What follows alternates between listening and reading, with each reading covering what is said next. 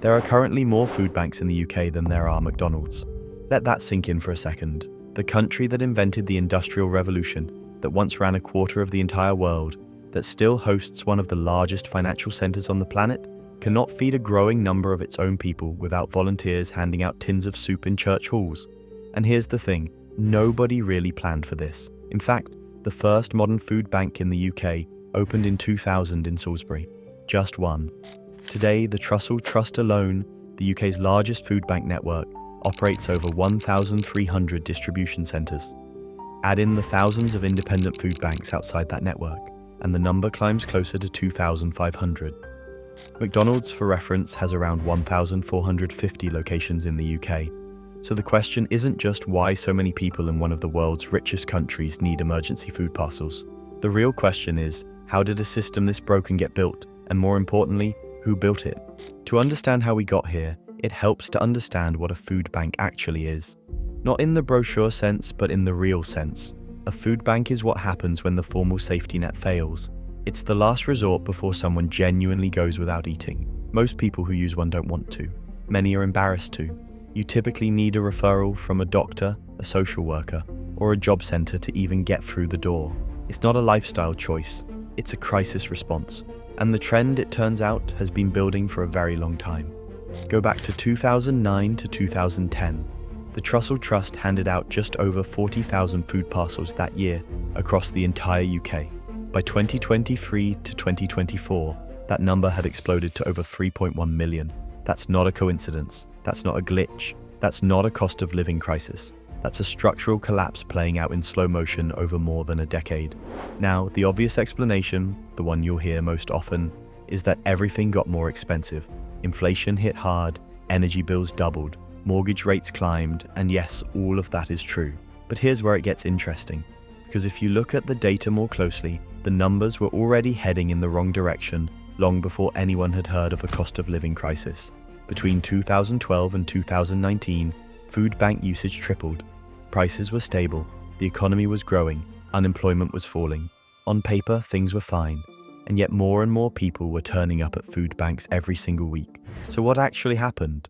The answer starts in 2010, with the arrival of something called austerity.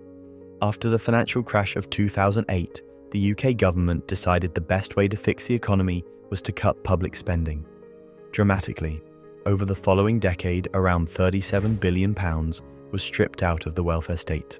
Benefits were frozen, capped, or redesigned in ways that made them harder to access. The most significant change came in 2013 with the rollout of universal credit, a new system designed to replace 6 separate benefits with one streamlined payment. The idea on paper was sensible enough: simplify the system, reduce bureaucracy, make work pay. In practice, it created something of a perfect storm. Under universal credit, new claimants had to wait 5 weeks for their first payment. 5 weeks. If you've just lost your job and you've got £50 in your bank account, 5 weeks might as well be 5 years. During that waiting period, people still needed to eat, and so they turned up at food banks. The Trussell Trust has been explicit about this link. Their data shows a consistent pattern. Food bank usage spikes in areas where universal credit is rolled out, and it doesn't come back down. The 5-week wait, combined with benefit sanctions, where payments are stopped entirely if you miss an appointment or fail to meet certain conditions, effectively created a new class of people who were technically in the system but practically falling through the floor. The government's response to this critique has always been roughly the same. Food banks are a sign of a well-functioning welfare state because people know where to go when they need help, which is a bit like saying hospitals are a sign of a healthy population because people know where to go when they're sick. But here's where the story gets more complicated, because austerity and universal credit explain part of the picture, but not all of it. The UK also has a work problem, not in the sense that people aren't working. Employment rates in the UK have been relatively high for years. The problem is what that work actually pays. In 2024, around 8 million people in the UK were living in what's called in-work poverty. That means they have a job, in some cases more than one, and they still can't afford to cover their basic costs. And if every one of them subscribed right now, I wouldn't need to worry about any of this either. But here we are, 0 hours contracts, stagnant wages, the collapse of collective bargaining. All of these things have contributed to a labour market where having a job is no longer a reliable route out of financial hardship. This matters for the food bank story because roughly 25% of people who use food banks are in employment. They're not unemployed, they're not living on benefits, they're working, sometimes full-time, and still cannot consistently afford to eat. And while wages stagnated for most of the population, costs didn't. The UK's housing market has been broken for decades. Average house prices are now nearly 9 times average earnings in some parts of the country. Private rents have soared, energy costs spiked, and food, particularly the kind of cheap, nutritious staples that lower-income households depend on, has seen some of the sharpest inflation of all.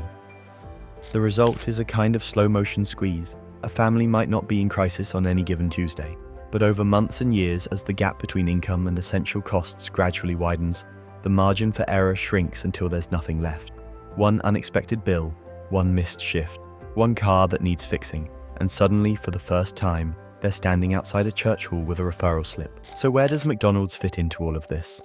Well, apart from the obvious irony, that in the same country where you can get a Big Mac within walking distance of almost anywhere, thousands of people can't reliably feed their families, McDonald's is actually a useful economic indicator. McDonald's doesn't open restaurants randomly. It follows population, purchasing power, and foot traffic. It opens where people have disposable income, or at least enough to spend a few pounds on a meal. The distribution of McDonald's across the UK is, in a sense, a map of where consumer spending is concentrated. Food banks follow a completely different map. They cluster in areas of deprivation, in post-industrial towns, in seaside communities left behind by decades of deindustrialization, in the outer boroughs of cities where housing costs have pushed low-income households further and further from the center. In many of those communities, there's no McDonald's, but there is a food bank, sometimes more than one. That geographic gap tells its own story.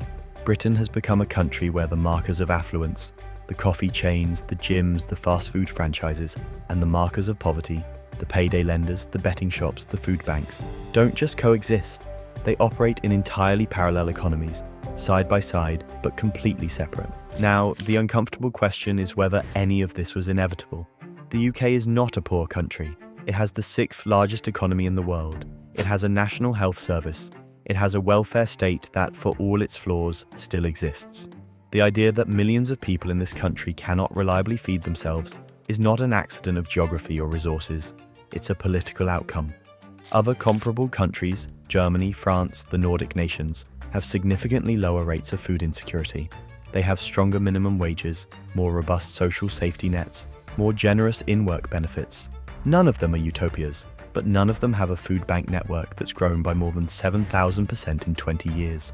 The UK made specific choices about how to respond to a financial crisis, choices about how to restructure the welfare system, choices about housing policy, labour market regulation, and the minimum wage. And those choices, accumulated over time, produced the situation we're in now, which brings us back to that original statistic.